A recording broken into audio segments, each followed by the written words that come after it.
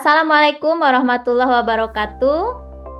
Waalaikumsalam Waalaikumsalam warahmatullahi warahmatullahi wabarakatuh. Bismillahirrahmanirrahim, teman-teman yang sudah hadir di dalam ruangan Zoom, juga di YouTube nanti, juga di grup WA.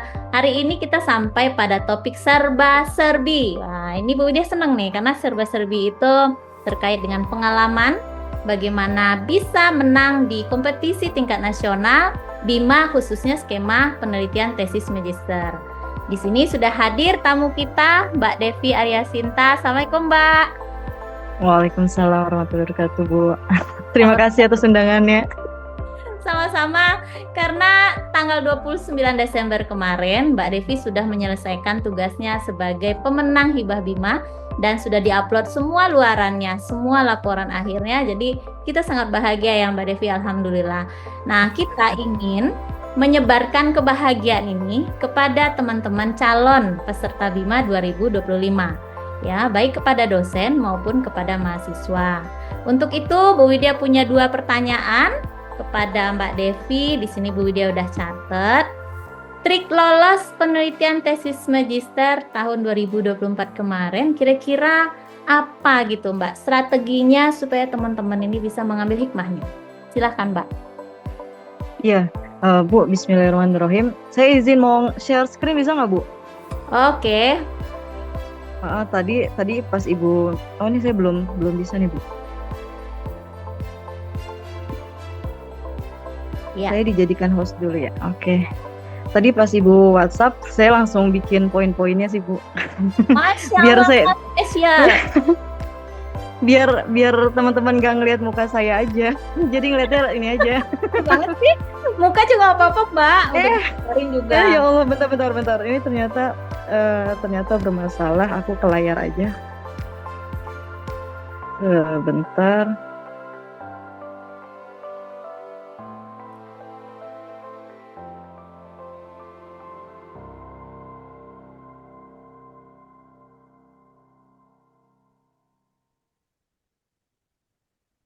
Udah tampil belum, Bu? Ya, Udah ya, Bu? sudah, tapi tampilannya oke, tampil ya. Kelihatan cuma satu ini aja sih, Bu, satu halaman aja. Siap. Tadi kan Ibu tanya strategi, terus dan langsung sama kesan pesannya kali Ibu ya nanti ya, Bu. Ya. Penting itu. Iya. Jadi bismillahirrahmanirrahim, aku langsung aja ya, Bu, untuk mempersingkat waktu.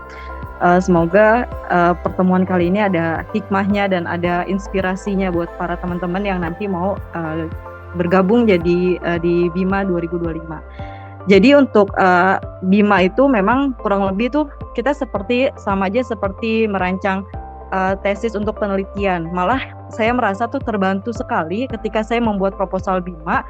Lalu ketika saya ingin maju Sempro, itu kan sebelum Sempro ya, itu tuh merasa terbantu karena sudah dapat poin-poinnya gitu. Karena program BIMA ini benar-benar didesain untuk para peneliti yang memang punya kapasitas menurut saya tuh kayak di atas peneliti yang baru gitu, Bu, baru-baru mulai, tapi ini benar-benar kayak kita diajak untuk menjadi peneliti yang profesional gitu. Nah, tahap-tahapan BIMA kalau misalnya dari saya gambarkan, ini ada tiga poin yang sangat penting buat strategi agar teman-teman tuh bisa lolos khususnya dalam program BIMA ini. Saya adalah pertama kali melakukan penelitian ini, program BIMA pertama kali, dan alhamdulillah atas izin Allah, atas ridhonya Bu Widya juga proposal saya juga lolos, alhamdulillah. Jadi yang saya ringkas adalah yang pertama, ketika pengajuan proposal ini akan terjadi nanti kurang lebih di bulan Januari atau Februari. Yang pertama kita harus perbaiki niat kita dulu gitu. Kita ikut program BIMA ini niatnya untuk apa? Kita harus perbaiki niat kita. Karena kalau jangan sampai kita punya niat yang keliru atau niat yang salah, karena ini berpengaruh banget. Utamakan niat kita tuh karena Allah gitu. Yang pertama karena Allah, terus yang kedua ingin proposal ini, penelitian kita ini, produk atau apapun yang kita rancang ini adalah untuk bermanfaat untuk orang lain gitu. Dan yang terakhir kita niat untuk belajar. Karena dengan niat kita belajar itu, kita akan terus memupuk diri kita semangat dalam menjalankan program BIMA ini. Terus yang kedua, ketika kita sudah memperbaiki niat kita ikuti arahan dosen dan pembimbing. Dalam hal ini mungkin kalau misalnya nanti teman-teman dapat pembimbingnya Bu Widya, alhamdulillah gitu. Pun sekalipun dapat dosen pembimbing lain, kita harus tetap mengikuti arahan dosen itu. kita harus selalu berkoordinasi dengan dosen, karena ini salah satu adab kita juga ya terhadap dosen. Dalam hal ini sebagai ketua peneliti, kita harus mengikuti arahan dan berkoordinasi selalu gitu. Ketika pembuatan proposal, revisi proposal, dan lain-lain, kita harus berkoordinasi.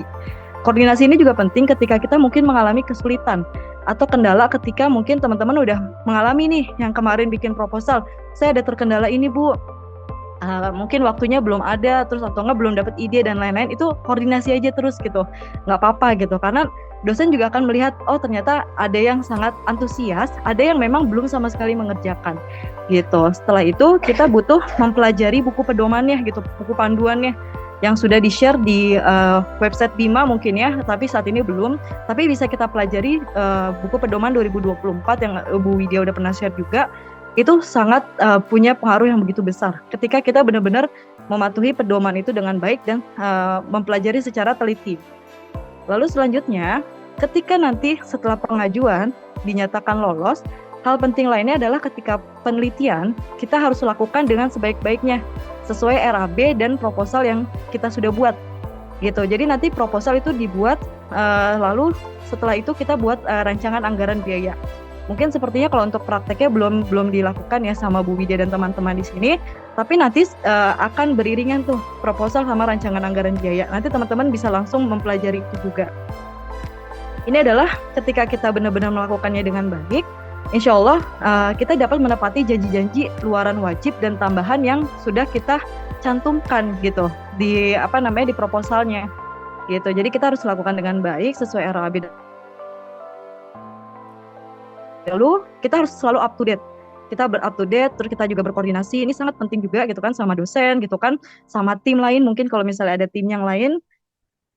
Dan kita selalu harus dengarkan apa yang arahan atau nasihat dosen ketika kita mengalami kesulitan gitu. Jadi ada masalah apa, dosen memberikan arahan apa, kita nggak boleh cuek atau kayak kayak menyepelekan gitu, jangan sampai seperti itu. Dan yang ketiga, ketika dalam penelitian itu akan menemukan banyak kesulitan atau masalah-masalah yang akan terjadi gitu. Entah salah satunya adalah rasa malas.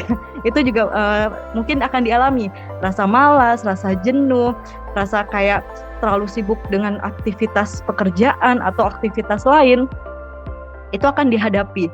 Nah, jangan sampai kita putus asa ketika ada perbaikan-perbaikan yang harus diperlukan dalam penelitian atau dalam revisi ini gitu, karena perbaikan itu adalah untuk menjadikan kita lebih baik atau produk yang kita rancang ini akan semakin lebih baik gitu. Karena aku mengalami, aku share pengalamanku sedikit, fase tersulit aku ketika menjalankan program BIMA ini adalah ketika ada fase perbaikan gitu. Aku kan bikin media audio lagu. Mungkin nanti teman-teman juga bisa dengar audio lagu yang basicnya aku bukan ustazah, bukan lulusan pondok pesantren, dan aku buat media audio lagu nama-nama surat dalam Al-Quran. Ternyata yang kesalahan terbesar atau perbaikan yang terbesar itu ada terjadi pada pengucapan huruf Arab, nama surat dalam bahasa Arab ya, itu banyak salahnya gitu. Hampir putus asa karena udah revisi berkali-kali gitu kan.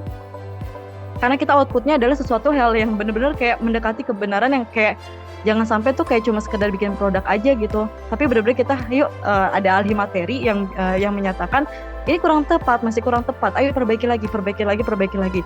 Sampai benar-benar saya ngerasa kayak hampir putus asa saat itu. Tapi saya dikuatkan, nih kayak saya rasanya pengen nangis ketika ini, karena saya ingat masa kemarin, memang masa-masa terberat saya pas perbaikan itu, seorang sahabat saya yang itu juga beliau ustazah, beliau menyatakan seperti ini, ulama aja perbaikan terus gitu ketika mendalami hadis-hadis, terus ilmu-ilmu yang memang ada kaitan dengan Al-Quran. Ulama terus memperbaiki dirinya dan memperbaiki niatnya dia dalam untuk benar-benar kayak menghadirkan suatu produk atau buku atau kitab yang memang ini nanti akan bermanfaat untuk umat gitu. Nah, ketika dinyatakan seperti itu tuh saya langsung kembali semangat lagi. Dan ternyata yaitu itu masalah terberat yang akan kita hadapi atau teman-teman hadapi ketika nanti produk kita ini diuji sama Allah, bakal banyak revisi-revisi atau perbaikan-perbaikan yang bisa jadi bikin kita hopeless, putus asa, dan lain-lain. Maka kenapa aku bilang di penelitian, proses penelitian ini, jangan putus asa, itu penting. gitu, karena benar-benar akan menguatkan kita untuk ke step selanjutnya. Step selanjutnya ketika pasca penelitian, kita masih terus harus berkoordinasi dan mengikuti arahan petunjuk Bima dan dosen. Nanti teman-teman bisa melihat website Bima. Website Bima itu sudah sangat didesain sangat mudah untuk kita pelajari. Dari misalnya diperintahkan untuk upload poster, upload video profil, upload RAB, upload lain-lain gitu yang dibutuhkan syarat dari Bima itu insya Allah mudah. Tinggal kita aja mau atau enggak untuk mempelajari dan menyelesaikan misi kita ini. Karena menyelesaikan misi sesuai dengan apa yang sudah kita janjikan gitu kan, menepati janji itu adalah kunci kita yang utama gitu, yang harus kita lakukan. Lalu ketika pasca penelitian, yang penting juga adalah kita harus mengumpulkan berkas-berkas secara fisik maupun elektronik, soft file gitu kan, itu dalam satu folder atau dalam satu map ya, kalau misalnya yang berkas-berkas fisik. Karena ini penting banget, bukti yang memang kita telah menjalankan penelitian ini dengan baik, dan ini sebagai bentuk pertanggungjawaban kita nanti kepada Bima gitu. Karena seringkali kita yang lalainya atau lupanya tidak manage file-file itu dengan baik gitu. Dan yang terakhir, pesan dari aku, kita nggak boleh sombong, kita nggak boleh merasa diri kita lebih baik dari teman kita yang lain mungkin yang belum dapat Bima, atau dari dosen kita sendiri kita merasa lebih baik itu jangan sampai seperti itu. Dan jangan lupa kita terus belajar dan pelajari benar-benar buku pedoman dari Bima itu. Dan arahan dosen tuh penting sih menurut saya, jadi kayak itu nggak bisa dilepas tuh, kita perhatikan buku pedoman Bima lalu terus berkoordinasi sama dosen. Itu kurang lebih strateginya dari saya Bu, seperti itu. Semoga bisa dipahami. Ini saya jadi kayak pengen nangis rasanya tuh inget perjuangan. Masya Allah, Bu Widya baru tahu loh Mas Maulana bahwa dia sampai mempelajari makhorijul huruf, tajwid berkali-kali ya sama teman sahabatnya Ustazah ya. Ustazah Bu ya. Nah itu bahkan saya sebagai dosen tidak tahu itu kalau Mbak Devi punya kesulitan di bagian dosen taunya yang baik-baik aja deh Bu. Alhamdulillah saya sangat happy sekali dengan karyanya Mbak Devi. Nyaris tidak ada yang Bu Widya kerjakan di sini sebagai bantuan yang esensial, nggak ada. Bu Widya menerima semua sebagai hasil yang hampir perfect ya, benar-benar sempurna dalam artian sebagai sebuah produk riset begitu. Ini menjadi percontohan dan tidak salah juga karena memang grup Bima 2024 kan Mbak Devi yang menginisiasi, ketua tim gitu. Nah sekarang ada lanjut regenerasinya Mas Febri, ketua tim kita. Nah alhamdulillah ya. Terima kasih ya Mbak Devi sudah memberikan pengalamannya yang sungguh luar biasa. Versi saya sebagai dosen tentu berbeda dengan versinya mahasiswa yang mengalami kan. Nah ini contoh konkret yang pertama barangkali di pasca sarjana UMJ ini untuk kemudian kita bisa sharing ke semua prodi, terutama yang ada di pasca ini dulu ya, S3 Manajemen Pendidikan Islam ya, nanti Bu dia mengajak juga mahasiswa S3. Kemudian apa ada pertanyaan ya dari peserta yang ada di Zoom ini atau cukup mungkin Mas Maulana sama teman-teman yang lain? Kemarin yang WhatsApp aku Mas Maulana bukan ya? Yang kirim itu ya? Betul ya Mas Maulana bukan sih? Kirim apa tuh? Kan. Yang kirim proposal bukan ya Bu? Kan. Siapa ya Bu? Aku lupa Bu. Bukan kayaknya. Baiklah. Nggak ada pertanyaan ya Mas? Oke, kita akan lanjut di grup lagi. Mbak Devi, Bu Widya mengucapkan terima kasih banyak ya sebesar-besar. Pertanyaan akan muncul ketika sudah terlaksana Bu. Nah itu dia Mas, kita tunggu pertanyaannya. Di dalam grup kita, Mbak Devi juga salah satu yang membimbing kita nanti untuk bisa masuk ke level 2025 nanti ya Mas Maulana ya. Jadi pengalaman yang sudah dilakukan 2024 ini kita syukuri karena banyak sekali yang kita dapatkan. Saya khususnya sebagai dosen mungkin ada ya beberapa arahan saya atau yang membuat Mbak Devi aduh gimana sih nih dosen gitu ya. Bu Widya mohon maaf juga nih Mbak Devi karena bagaimanapun dosen manusia biasa yang punya titik kelemahan ya, tapi Bu Widya happy sekali semuanya berjalan dengan baik dan lancar, dan saya akan melaporkan ini kepada Bapak Rektor Universitas Muhammadiyah Jakarta, Ibu Direktur Pasda, dan juga Pak Prodi.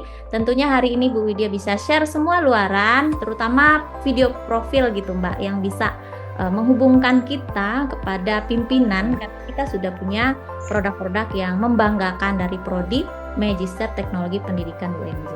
Gitu ya, barangkali kita bisa tutup dengan mengucapkan hamdalah, alhamdulillah. Alhamdulillah. Sampai jumpa ya Mbak Devi di kampus di sudah izin. Makasih banyak, Bu. Assalamualaikum warahmatullahi wabarakatuh.